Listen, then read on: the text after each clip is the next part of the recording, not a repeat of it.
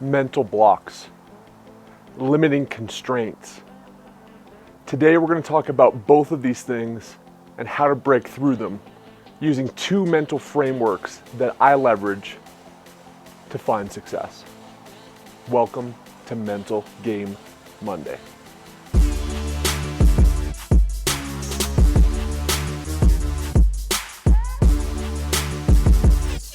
Welcome back to another episode of Mental Game Monday, where we dive into the mental game of entrepreneurship, finding success, and becoming a successful Amazon FBA seller.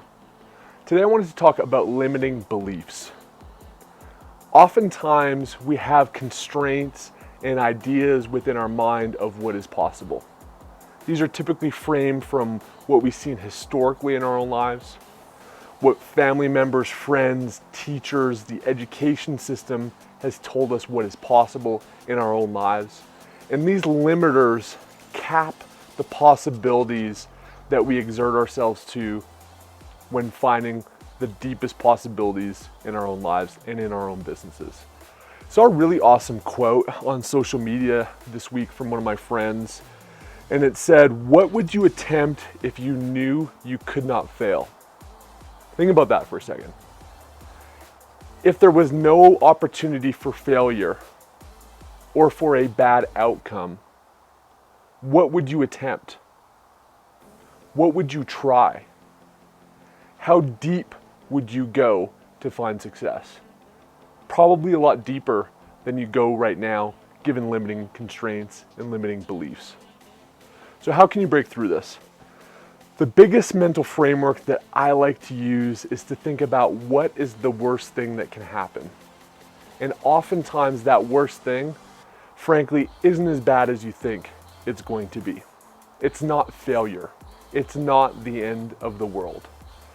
Oftentimes, if you fail or don't hit exactly what you set out to achieve, your friends, your family, they're still gonna love you.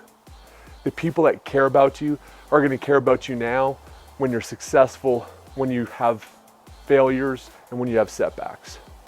So imagine what the worst thing that could happen is, and realize that it's not that bad, and it is completely freeing in terms of chasing what you want to go after and what you want to achieve.